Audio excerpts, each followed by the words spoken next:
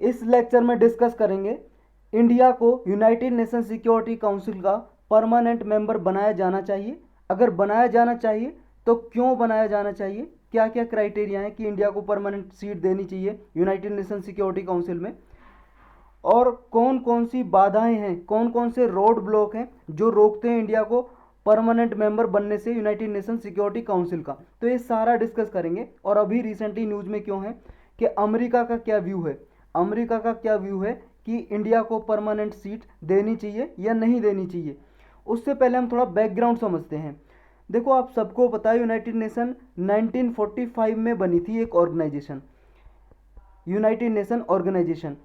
ये जब बनाई गई थी इसलिए बनाई गई थी कि वर्ल्ड वाइड पीस और सिक्योरिटी एस्टेब्लिश की जा सके, पूरे वर्ल्ड में, विश्व में शांति और सुरक्षा बनाई जा सके। क्योंकि जो वर्ल्ड वार सेकंड हुआ था, सेकंड वर्ल्ड वार, उसमें इतना नुकसान हुआ था कि सब मोस्टली अधिकतर नेशन एक साथ आए, राष्ट्र, और उन्होंने सोचा कि ऐसी ऑर्गेनाइजेशन बनाई जाए कि फ्यूचर में कोई ऐसा वार ना हो सेकंड वर्ल्ड वार की तरह।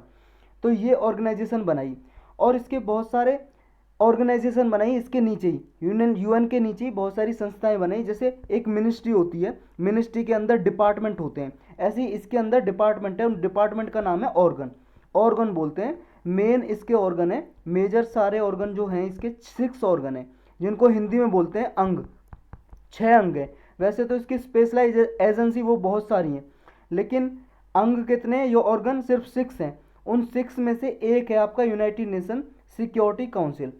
और बाकी क्या आप सबको पता है, यूनाइटेड नेशन जनरल असेंबली और यूएन सेक्रेटरीट है, ट्रस्टीशिप काउंसिल है, और आपका यूएन इकोसॉक है, इकोनॉमिक एंड सोशल काउंसिल है, और आपका कितने हो गए, 5 हो गए। और एक है आपका ये सेक्रेटरीट, यूएन सेक्रेटरीट है एक आपका, कहाँ गया, यूएन सेक्रेटरीट है एक आपका। तो ये 6 ऑर्गन है जिनमें से एक यूएनएससी है। बाकी के जितने भी हैं ना सारे, यूएनएससी को छोड़ के, ये सारे रिकमेंडेटरी हैं, यानी कि सिर्फ रिकमेंडेशन दे सकते हैं, कोई फाइनल डिसीजन नहीं लेते, सिर्फ सलाह देते हैं। और फाइनल डिसीजन यूएनएससी लेता है, यानी कि ये बाइंडिंग डिसीजन भी ले सकता है, बाइंडिंग डिसीजन हो सकता है इसका, फोर्स कर सकता है, इन्फोर्स कर सकता है डिसीजन को। तो अभी यूएनएससी में क्यों देनी चाहिए और अभी रिसेंटली न्यूज़ में क्यों है, ये सारा डिस्कस करेंगे, जो आपके प्रीलिम और मेंस दोनों के लिए इंपॉर्टेंट है, खासकर मेंस के लिए इंपॉर्टेंट है बहुत। तो स्टार्ट करते हैं अभी न्यूज़ में क्यों आया। देखो, पास्ट में अगर हम देखें अमेरिका का रुख क्या था इंडिया की तरफ कि यूनाइटेड नेशन सिक्योरिटी काउंसिल में इसको परमानेंट सीट देनी चाहिए इंडिया को या नहीं। ओबामा और ट्रंप जब प्रेसिडेंट थे यूएस के, तो सपोर्ट करते थे कि इंडिया को यूएनएससी में परमानेंट सीट देनी चाहिए, यानी कि परमानेंट मेंबर बनाया जाना चाहिए। अभी देखो, आप सबको पता होगा यूनाइटेड नेशन सिक्योरिटी काउंसिल के 5 परमानेंट मेंबर हैं और 10 नॉन परमानेंट मेंबर हैं। परमानेंट मेंबर आप जानते हो कौन कौन से हैं, ये देखो आप, यूएस, ये यूके, फ्रांस, रसिया और चाइना। अब इनमें क्या है, रिप्रेजेंटेशन किसका है, नॉर्थ अमेरिका का और यूरोप का। और यहाँ पे हार थोड़ा एशिया का है। एशिया में कितनी कंट्री है, सिर्फ चाइना और रसिया। रसिया भी आप कह नहीं सकते एशिया में, क्योंकि ये यूरोप में भी आती है और एशिया में भी आती है, यानी कि यूरेशिया की कंट्री है। तो इसमें सिर्फ मेनली 2 ही कॉन्टिनेंट का रिप्रेजेंटेशन है, ना तो साउथ अमेरिका का कोई रिप्रेजेंटेशन है, ना ही अफ्रीका का, ना ही ये साउथ एशिया का, ना ही ऑस्ट्रेलिया का, और ना ही छोटे छोटे स्मॉल आइलैंड है उसका, ना ही लैटिन अमेरिका का। तो ये कॉन्टिनेंट अनरिप्रेजेंटेड है यूनाइटेड नेशन सिक्योरिटी काउंसिल में। तो इसलिए इसमें रिफॉर्म चाहते हैं, इसमें रिफॉर्म लाया जाना चाहिए, क्योंकि अभी सिर्फ 5 परमानेंट मेंबर है और 10 नॉन परमानेंट मेंबर है जो 2 साल के लिए इलेक्ट होते हैं। जैसे इंडिया अभी इलेक्ट हुआ 8वीं बार, 2 साल के लिए रहेगा, 2021 से लेकर 23 तक। तो अभी क्या हुआ है डिसीजन जो बिडेन का, पहले तो ओबामा और ट्रंप सपोर्ट करते थे, लेकिन अभी जो बिडेन है प्रेसिडेंट यूएसए के, तो वो हाफ हार्टेड व्यू है इंडिया के लिए। हाफ हार्टेड का मतलब ये है कि अभी जो यूएस ने सपोर्ट दिया है कि सिक्योरिटी काउंसिल में रिफॉर्म होना चाहिए, रिप्रेजेंटेटिव और आने चाहिए, इफेक्टिव होना चाहिए और रिलेवेंट भी होना चाहिए, कि इफेक्टिव भी हो और उपयुक्त भी हो, ऐसा सुधार होना चाहिए यूनाइटेड सिक्योरिटी काउंसिल में। लेकिन यूएसए ने क्वालिफाइड सपोर्ट किया है इंडिया को। क्वालिफाइड सपोर्ट का मतलब ये है, पहले तो फुल हार्टेड सपोर्ट करता था यूएस से इंडिया को कि इंडिया को दिया जाना चाहिए permanent seat United Nation Security council में। लेकिन अभी जो बिडेन ने बोला है कि सिर्फ क्वालिफाइड सपोर्ट के लिए। ये क्वालिफाइड सपोर्ट का मतलब होता है आप सपोर्ट तो कर रहे हो किसी को, लेकिन डाउट के साथ सपोर्ट कर रहे हो कि मुझे डाउट है आप पे, मैं सपोर्ट तो कर रहा हूं आपको। तो ये होता है क्वालिफाइड सपोर्ट। ये परमानेंट सीट हो या नॉन परमानेंट मेंबर हो, इन दोनों को इंक्रीज करने के लिए इसने क्वालिफाइड सपोर्ट दी है इंडिया को भी या किसी और कंट्री को भी।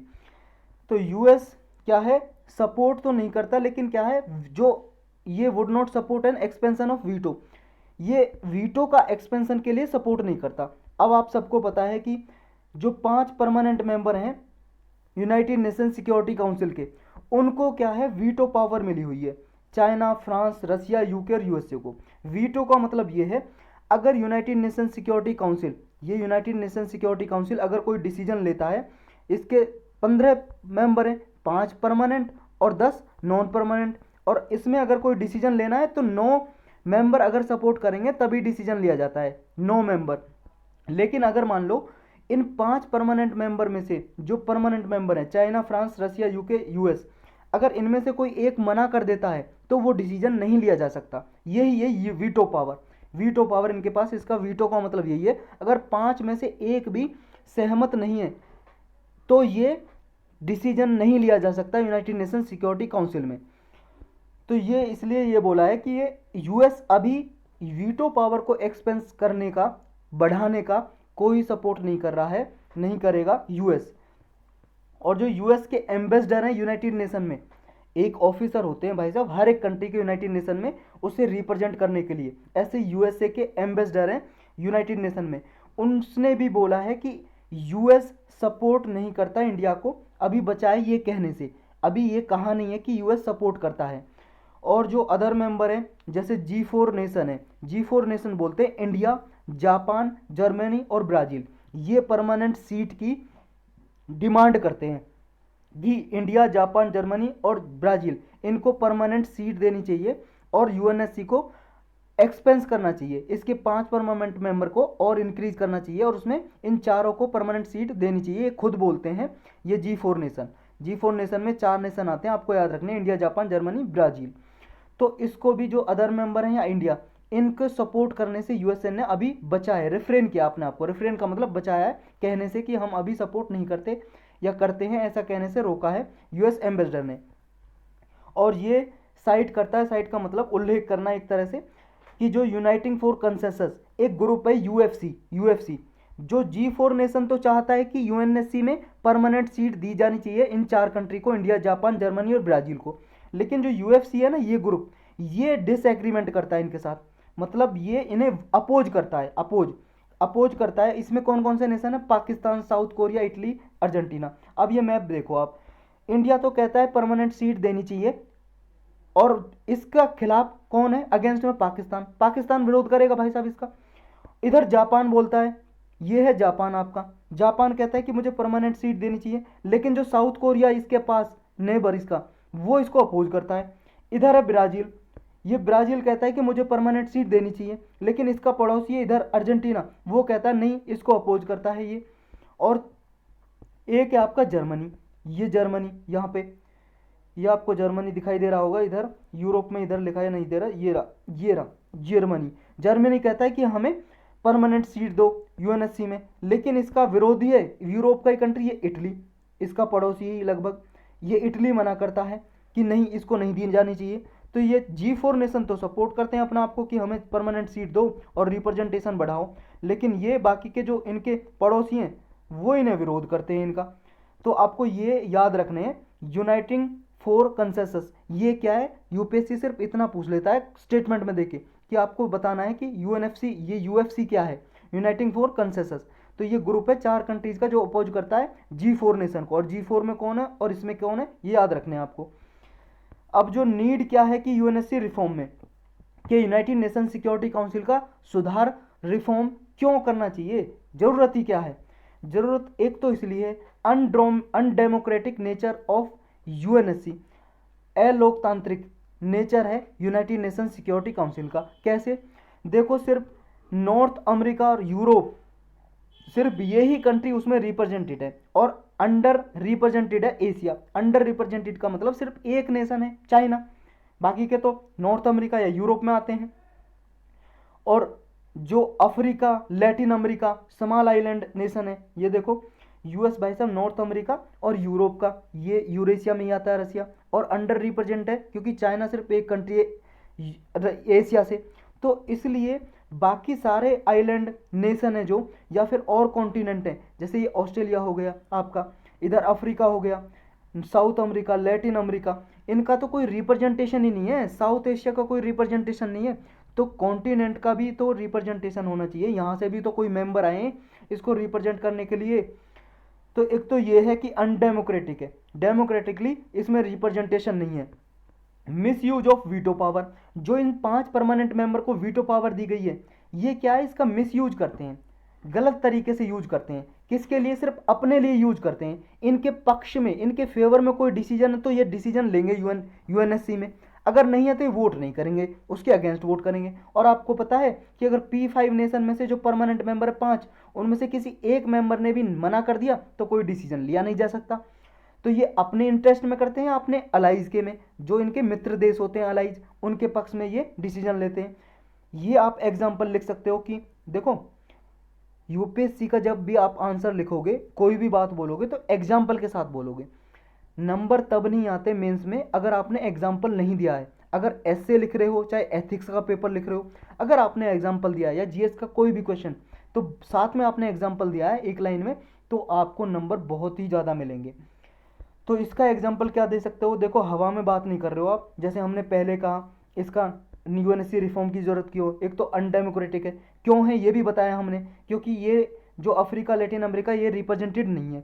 और अब फिर हम कह रहे हैं कि मिसयूज करता है यूटो पावर का, क्यों करता है? उसका एग्जाम्पल है ये कि जो यूएसए, यूनाइटेड स्टेट्स, इसने 16 टाइम, 16 बार यूनाइटेड नेशन काउंसिल में, ये यूनाइटेड नेशन सिक्योरिटी काउंसिल में रिजोल्यूशन लाया गया इसराइल के लिए, और इसराइल के अगेंस्ट लाया गया। जो इसराइल और पैलेस्तीन का कॉन्फ्लिक्ट होता रहता है ना, इसराइल तो पता है ना कहाँ है आपको, ये अपना वर्ल्ड मैप, और ये है भाई साहब, ये देखो इधर आपको दिखाई दे रहा है ना, ये पिंक कलर का, ये है इसराइल, पिंक कलर का 18 नंबर का, ये इसराइल कंट्री है।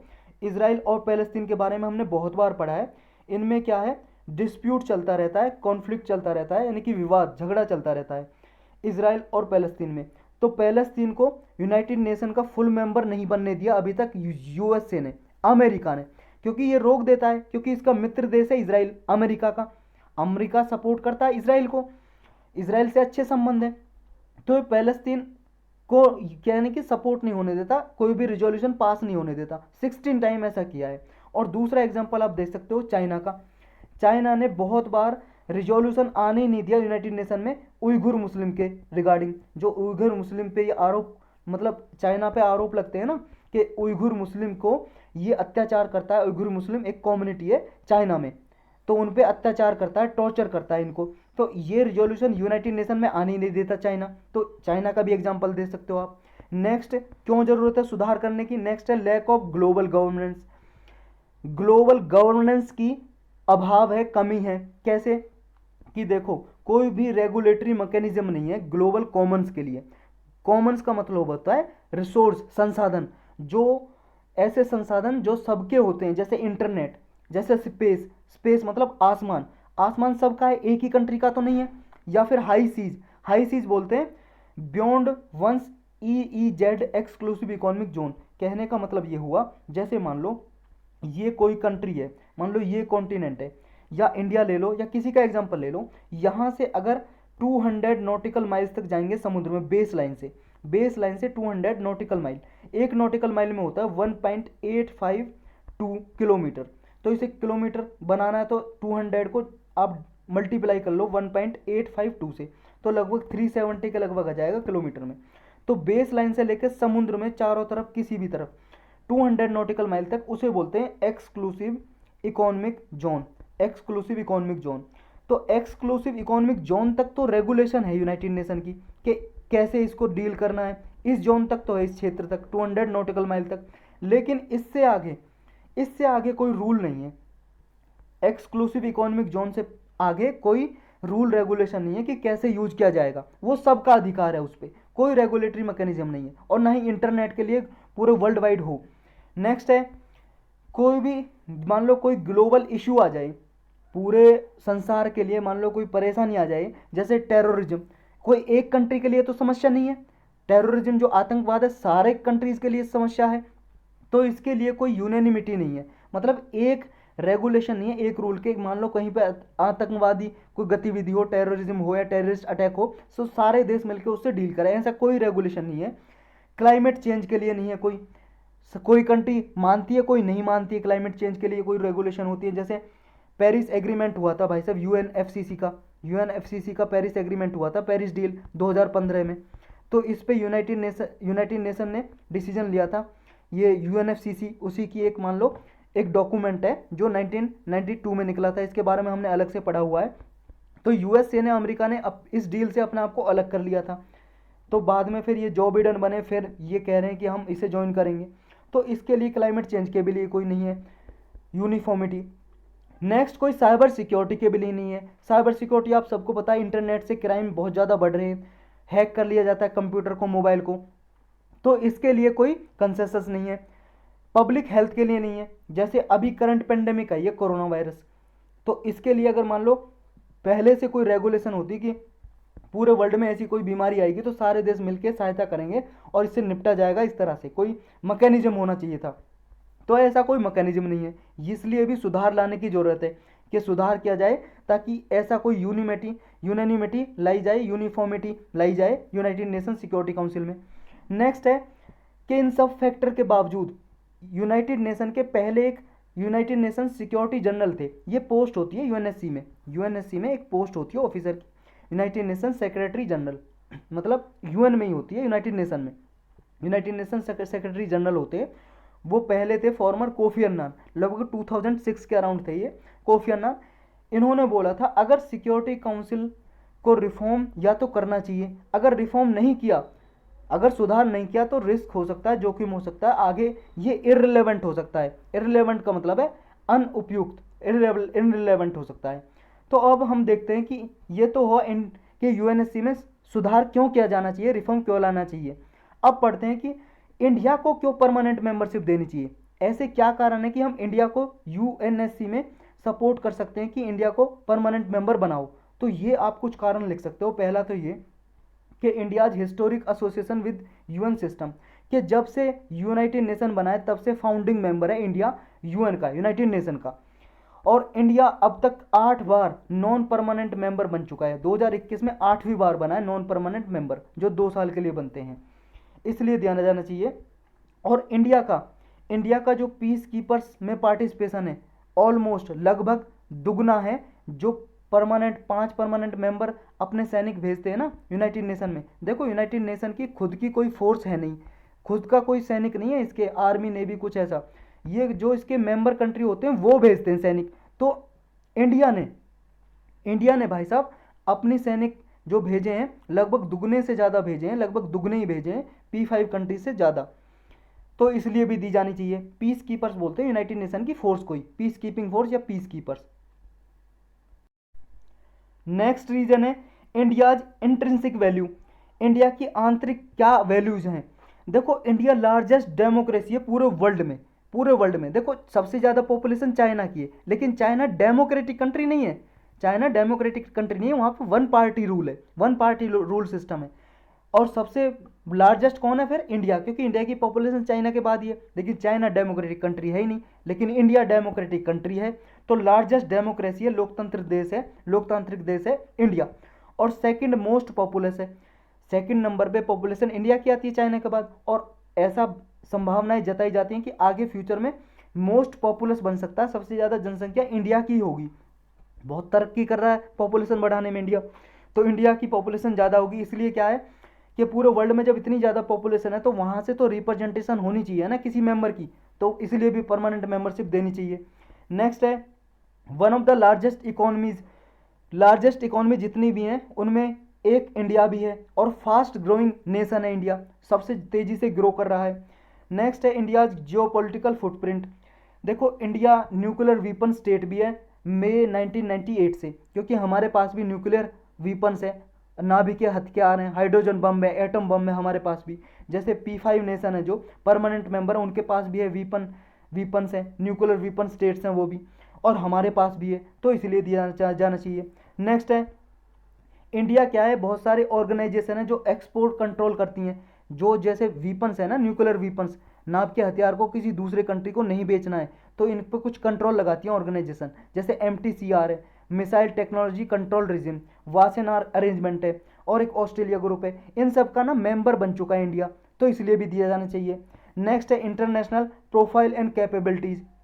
देखो इंडिया क्या है, पॉलिटिक्स में, इंटरनेशनल पॉलिटिक्स में, सस्टेनेबल डेवलपमेंट के लिए, इकोनॉमिक्स या कल्चर में या साइंस एंड टेक्नोलॉजी में, इंटरनेशनली ये इसकी कैपेबिलिटी अच्छी खासी है इंडिया की, अच्छा इंप्रूवमेंट देखने को मिला है, तो इसलिए भी इंडिया को देना चाहिए। नेक्स्ट है रिप्रेजेंटिंग द डेवलपिंग वर्ल्ड, जो थर्ड वर्ल्ड कंट्रीज हैं, थर्ड वर्ल्ड कंट्रीज बोलते हैं पुअर कंट्रीज, जैसे अफ्रीकन कंट्रीज हो गई, तो इनका अनडिस्प्यूटेड लीडर है इंडिया, कि कोई विवाद नहीं करता, उनका लीडर की तरह काम करता है इंडिया। और नॉन अलाइनमेंट मूवमेंट जो हमने चालू किया था, नॉन अलाइंड मूवमेंट, नाम के बारे में हमने स्पेशल लेक्चर लेके पढ़ा हुआ है, नाम का लीडरशिप अच्छे से निभाई है इंडिया ने, ये एग्जाम्पल है कि इंडिया थर्ड वर्ल्ड कंट्रीज का अनडिस्प्यूटेड लीडर है। अब कुछ ये नोट पढ़ लो, क्योंकि पास्ट में क्या है, यूनाइटेड नेशन सिक्योरिटी काउंसिल के दो सुपर पावर USA और सोवियत यूनियन, USSR बोलते थे पहले रसिया को, सोवियत यूनियन शॉर्ट में बोलते थे, रसिया को 1991 से पहले रसिया का नाम था सोवियत यूनियन या USSR। तो रसिया ने और यूएसए ने 1950 में और रसिया ने 1955 में ऑफर किया था इंडिया को कि आपको यूनाइटेड नेशन सिक्योरिटी काउंसिल का मेंबर बनाया जाता है, लेकिन इंडिया ने मना कर दिया था। क्यों मना कर दिया था? कोल्ड वार की वजह से। आप सबको पता है 1945 जब ये सेकेंड वर्ल्ड वार खत्म हुआ था तो ये तेजी से चल गया था कोल्ड वार शीत युद्ध। इसमें कोई लड़ाई नहीं हुई थी, झगड़ा नहीं हुआ था, ये यूएस और यूएसएसआर मतलब रसिया और अमेरिका के बीच में आइडियोलॉजी का, विचारधारा का वार था। यूएस से उसमें कैपिटलिज्म को प्रमोट कर रहा था, पूंजीवादी को, और ये कम्युनिज्म को प्रमोट कर रहा था, यानी कि साम्यवादी कम्युनिज्म को प्रमोट कर रहा था रसिया। तो इन दोनों में कोल्ड वार छिड़ा हुआ था, इसलिए इंडिया ने मना कर दिया, डिनाई कर दिया कि हम नहीं बनना चाहेंगे यूनाइटेड नेशन सिक्योरिटी काउंसिल के मेंबर, और अलग से इसने नाम ऑर्गेनाइजेशन बनाई, नॉन अलाइंड मूवमेंट।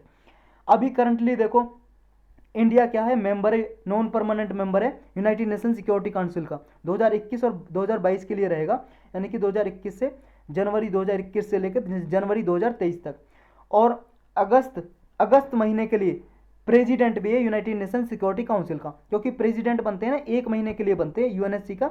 ये 15 मेंबर होते हैं ना जो यूएनएससी के, 5 परमानेंट और 10 नॉन परमानेंट, तो एक एक महीने के लिए बनते हैं ये, एक एक महीने के लिए। जैसे अभी इंडिया बनाया तो फिर नेक्स्ट कंट्री बनेगा, जो इंडिया का अल्फ़ाबेट आता है आई से शुरू होता है, आई के बाद जो भी नेशन आएगा, मान लो आई के बाद क्या आता है, जे आता है, जे पे अगर कोई नेशन इनमें है 5 परमानेंट और नॉन परमानेंट मेंबर में, तो वो बनेगा इसका प्रेसिडेंट एक महीने के लिए। या फिर कोई जे के में किसी का नाम आता है अल्फ़ाबेट पे, तो वो बनेगा।